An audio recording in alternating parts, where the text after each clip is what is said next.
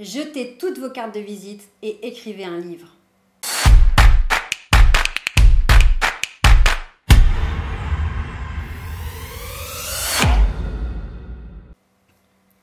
Aujourd'hui, j'ai l'immense plaisir de recevoir mon amie Agnès Dereul. Salut Agnès. Bonjour Charline.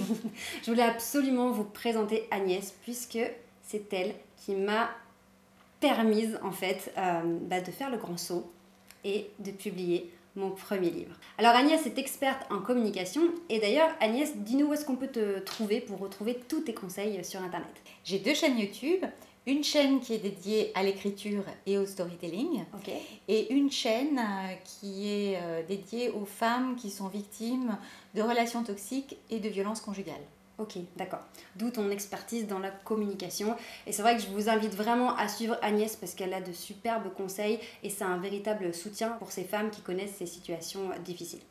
Alors Agnès, aujourd'hui on va parler de cette expérience qu'on a vécue ensemble, de ce premier livre que j'ai publié. Et c'est tellement énorme en fait l'impact d'un livre pour un consultant, un coach, un freelance, que je voulais absolument qu'Agnès nous donne ses meilleurs conseils. Alors pourquoi on vous dit de jeter vos cartes de visite ? Eh bien parce que c'est beaucoup plus impactant de sortir un livre que vous aurez écrit vous-même plutôt qu'une banale carte de visite.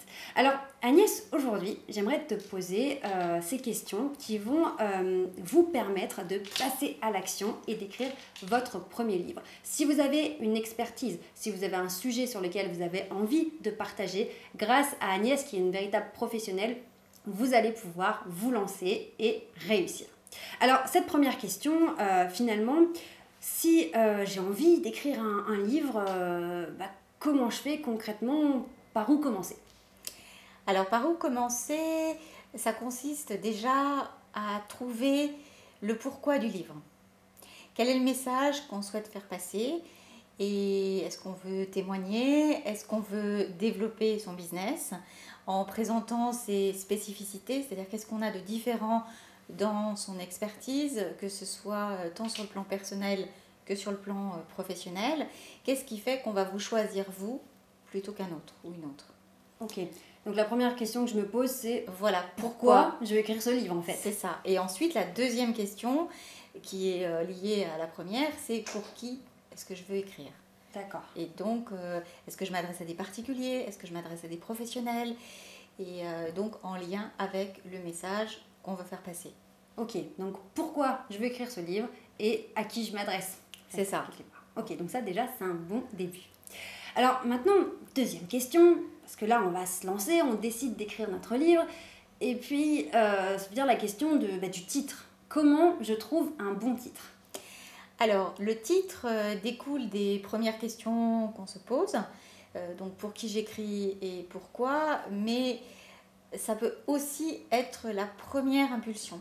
C'est-à-dire c'est un titre qui va trotter dans la tête. Une envie, et là où il va y avoir le maillage à la fois du public auquel on s'adresse et du but qu'on poursuit. Et après, le titre peut venir aussi au fur et à mesure de l'écriture. D'accord. Et au final, le titre, c'est le branding du livre. Ouais. C'est la mise en avant, le charisme du livre. C'est vrai, on peut dire comme ça. Qui va servir d'accroche. Okay. Voilà, donc c'est aussi très important. Donc finalement, ce que tu nous dis, c'est qu'il n'y a pas vraiment d'ordre. Ça peut être une idée de titre qui va déclencher un livre, ou alors en écrivant sur le sujet, on va arriver à... C'est ça. Sortir. Mais voilà, comme l'a dit Agnès, il va falloir rendre votre titre charismatique pour que votre livre aussi se différencie, quoi. C'est ça, comme votre expertise, voilà, ce qui vous caractérise et fait que vous êtes unique. Ok, super, ça me plaît beaucoup. Alors, avant de poursuivre sur ce troisième conseil, on vous rappelle de bien vous abonner à la chaîne pour recevoir tous nos conseils. Donc pensez bien aussi à cliquer sur la cloche de notification. Alors Agnès, j'ai une dernière question qui est, voilà, je suis passée à l'action, j'ai décidé d'écrire ce livre, voilà, j'ai écrit, j'ai trouvé mon titre, mais concrètement, je fais comment ? Enfin, parce que j'ai pas forcément d'éditeur, j'ai pas une maison d'édition qui m'a demandé d'écrire, enfin voilà, j'ai mon livre, mais comment je fais maintenant ? Une fois que le livre est fini dans son premier jet, parce qu'en fait un livre, on peut dire que c'est jamais fini si on veut. on a toujours envie de poursuivre, de rajouter quelque chose. Oui. Et c'est pour ça que c'est super important de se donner des délais. Ok. Ce qui est vraiment important, c'est d'avoir une relecture extérieure. C'est là où j'interviens parce qu'on est tellement collé à son sujet qu'on n'a pas ce recul nécessaire. On voit même plus l'orthographe des mots, les accords, enfin des choses très simples mais qui comptent dans l'écriture. On ne peut pas publier un livre où il reste des coquilles. Parfois, il en reste, ça arrive. Hein. Ouais. Je veux dire, justement, dans le feu de l'action, surtout quand on fait de l'autopublication. Mais c'est vrai que c'est important d'avoir un retour sur des petites touches qui vont faire la différence. Et je peux intervenir soit donc sur des modifications purement grammaticales, orthographiques, ou alors sur le fond pour donner un avis sur la construction. Ok. Je voudrais juste t'interrompre parce que je voudrais quand même témoigner du travail d'Agnès. Parce que ce qui s'est passé, c'est que j'ai écrit moi-même mon livre et en fait, j'avais peur de le publier parce que justement, j'avais pas d'œil extérieur, objectif, qui puisse me donner un avis professionnel sur la construction des différents chapitres.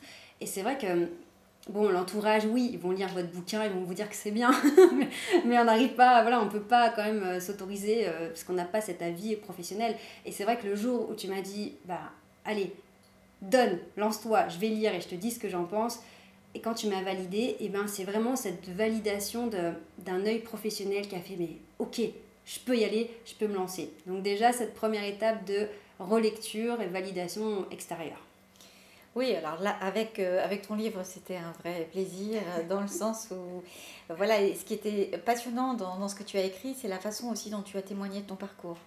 Et c'est ça qui fait la différence, la qualité d'un livre, ce qui va le distinguer vraiment d'un autre. Pareil au niveau des prestations, lorsqu'on est professionnel et qu'on veut mettre en avant soit son expertise, soit des prestations, soit des formations. Ok.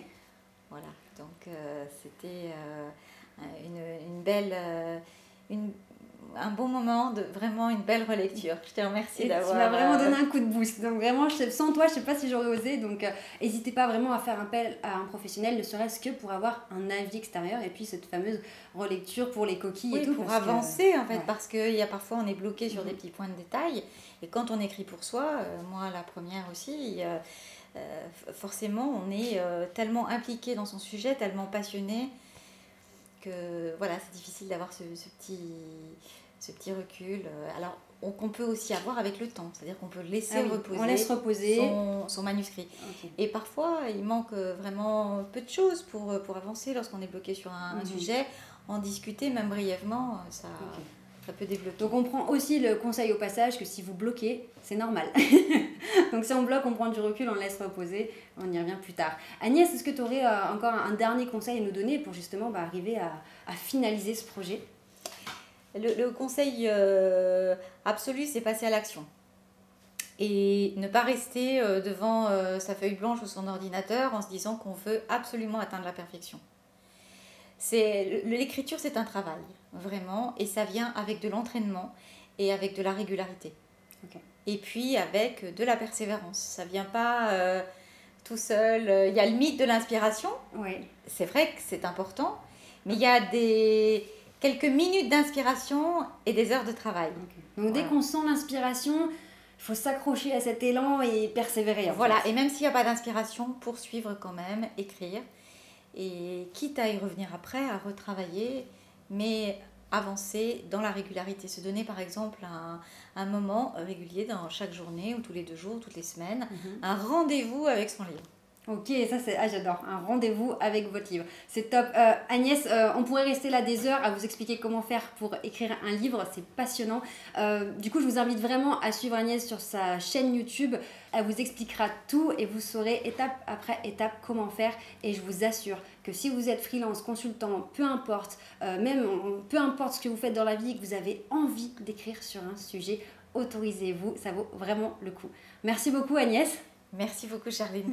On se retrouve très vite. Oui, très vite. Ciao.